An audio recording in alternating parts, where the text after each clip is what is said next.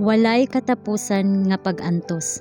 Hunyo 6. Kay maingon nga siya gayod nakaantos man sa diha nga gitintal siya, nan makahimo siya sa pagtabang kanila nga mga ginatintal. Mga Hebrehanon Kapitulo 2 versikulo 18. Makasabot unta kita sa kahulugan sa mga pulong. Si Kristo nag-antos sa dihang gitintal. Samtang siya gawas nun gikan sa mancha sa sala, ang dalisay nga mga pagbati sa iyang balaan nga kinaiya, nakahimo sa pagkontak sa daotan nga dili maasoy nga kasakit ngadto kaniya. Apan uban sa tawhanon nga kinaiya diha kaniya, iyang gikahibalag ang pangulo sa apostasiya nawong ug nag-inusarang misukol sa kaaway sa iyang trono.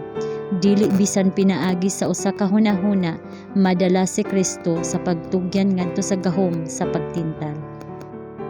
Daw unsa nga talan-awon kini para sa langit nga pagatan-awon.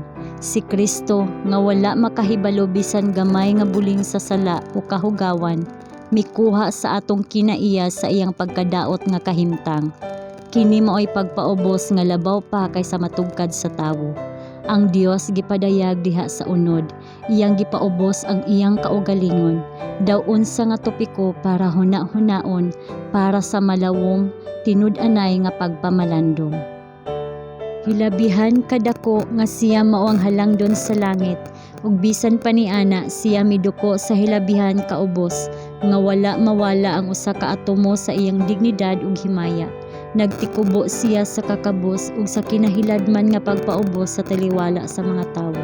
Tungod kanato siya nahimong kabos aron kita pinaagi sa iyang kakabos mahimong adonahan. Ang kalibutan nawad-an sa orihinal nga sumbanan sa kaayo ug naunlod ngadto sa universal nga apostasiya ug moral nga pagkadunot, ug ang kinabuhi ni Jesus may usa sa hago, pagdumili sa kaugalingon nga paningkamot sa pagpabalik sa tawo ngadto sa iyang unang kahimtang, pinaagi sa pagpuno kaniya sa espiritu sa Dios nung pagkamanggihatagon ug dili hinakog nga gugma. Samtang ania pa sa kalibutan, siya dili iya sa kalibutan.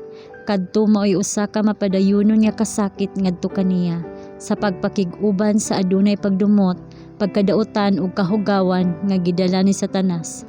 Apan siya adunay buluhaton nga pagabuhaton sa pagdala sa tawo ngadto sa pagpahiuyon sa Dios nun nga plano ug sa yuta kalabot sa langit. Ug wala siya nag-isip nga hilabihan kadako ang sakripisyo alang sa katumanan sa tuyo. Siya sa tanang bahin gitintal sama kanato. Si Satanas mibarog nga andam sa pag-asdang kaniya sa matag lakang, nga nagalabay ngadto kaniya sa iyang labing mabangis nga mga panulay. Apan siya wala makasala, nihingkaplagan ang limbong sa iyang baba. Nag-antos nga gitintal, nag-antos sumala sa kahingpitan sa iyang pagkabalaan.